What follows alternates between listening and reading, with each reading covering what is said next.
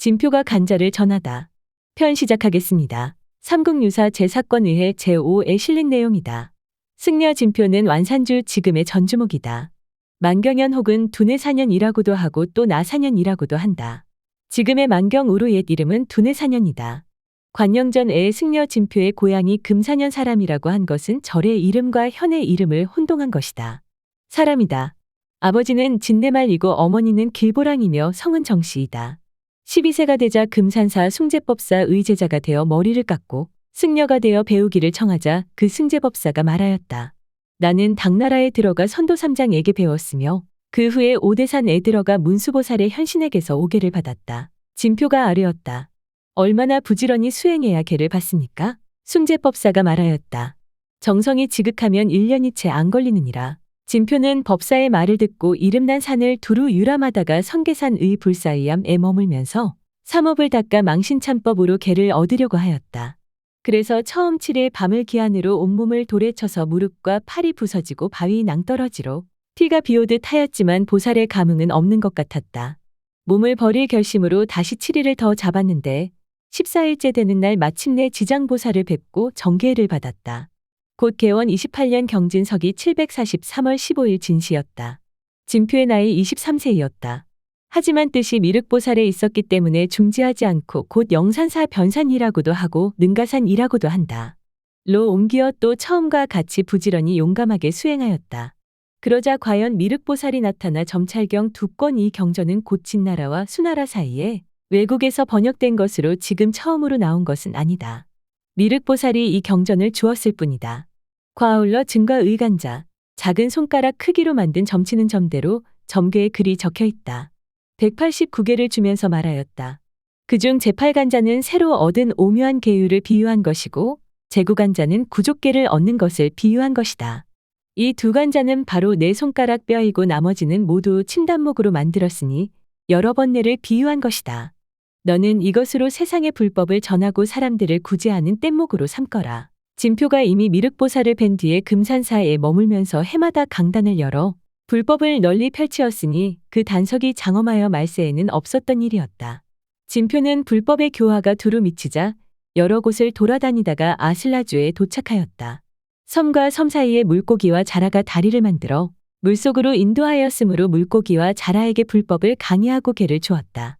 이때가 천보 11년 임진석이 752 2월 보름이었다. 어떤 책에서는 원하 6년 석이 811이라고 했지만 잘못된 것이다. 원하는 헌덕왕 시대이다.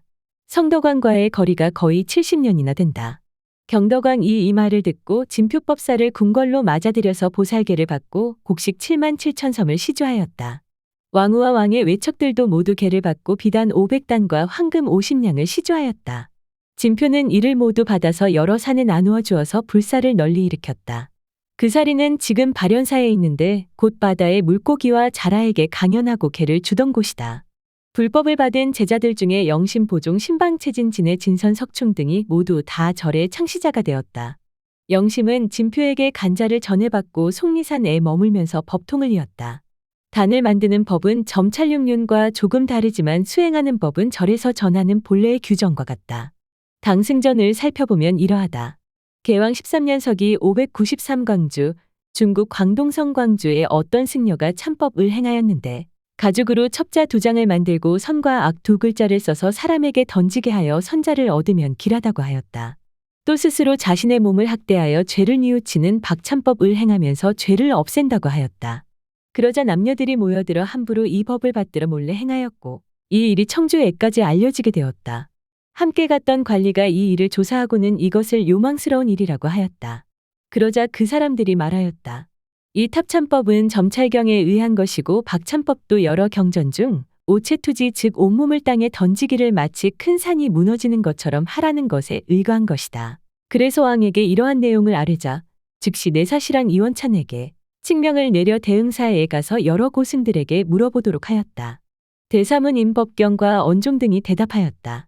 점찰경은 2권이 있는데 책 첫머리의 보제 등 이 외국에서 번역한 것이라 하니 근래에 나온 것 같습니다. 또 사본이 전하는데 여러 기록을 조사해보니 모두 정확한 이름과 번역자, 시간과 장소가 없습니다. 탑참법은 여러 경전과 다름으로 행해서는 안 됩니다. 그래서 칙명에 의해 금지시켰다. 지금 시험 삼아 논한다. 청주거사 등이 행한 탑참 등의 일은 훌륭한 선비가 시경과 서경 등의 경전을 다 읽고서도 남의 무덤을 파헤치는 것과 같으니 호랑이를 그리려다 이루지 못하여 개가 된 것이라 할 수 있다. 부처님이 미리 예방한 것은 정말 이러한 일 때문이다. 그렇다고 만약 점찰경을 번역한 사람과 시간과 장소가 없다고 하여 의심한다면 이 또한 값싼 삶을 취하고 금을 버리는 격이다. 왜냐하면 그 경전의 글을 자세히 보면 곧 부처님이 중생을 교화하는 설법이 깊고 빈틈이 없어 더러운 것을 깨끗이 씻어주고 게으른 사람을 분발시키는데 이 경전만한 것은 없기 때문이다. 그래서 이름을 대승참이라고 하였다. 또 육근의 근원이 모인 가운데에서 나왔다고 한다. 개원과 정원에 나온 두 석교본에는 정식 경전으로 편입되어 있다. 비록 법성종은 아니지만 그 상교대승으로는 아마도 넉넉할 것이다. 그러니 어찌 탑참과 박참의 두 참과 동일하게 말할 수 있겠는가? 사리불문경을 보면 이러한 내용이 있다. 어느 날 부처님이 장자의 아들 빈약다라에게 말하였다. 너는 7일 밤낮으로 내가 전에 지은 죄를 참회하여 모두 다 깨끗하게 하라. 빈약다라가 밤낮으로 정성을 다해 반성했더니 5일째 되는 날 저녁에 이르러 그 방 안에 여러 물건들이 내려왔는데 수건, 두건, 먼지떨이, 칼, 송곳, 도끼 같은 것들이 눈앞에 떨어졌다. 빈약다라가 기뻐하며 부처님께 물었더니 부처님께서 말씀하셨다. 이것은 내가 속세를 벗어날 징조이니 베어내고 털어내는 물건이다. 이에 의거한다면 점찰경에서 윤을 던져 상을 얻는 일과 무엇이 다르겠는가? 곧 진표공이 참회를 일으켜 간자를 얻고 불법을 듣고 부처를 본 것이 허황된 일이 아님을 알 수 있다. 하물며 이 경전이 만일 거짓이라면 미륵보살이 어찌해서 진표법사에게 친히 전해주었겠는가? 또 이 경전을 금할 것 같으면 사리불문경 도 또한 금해야 할 것인가? 언종의 무리들은 황금을 훔칠 때 다른 사람이 있는 것을 보지 못하는 부류라고 할 것이다. 글을 읽는 사람들은 이를 자세히 알아야 할 것이다. 다음과 같이 찬미한다. 말세에 나타나 어리석은 이들 일깨우니 신령스런 산과 신선의 계곡의 감흥에 통했다네.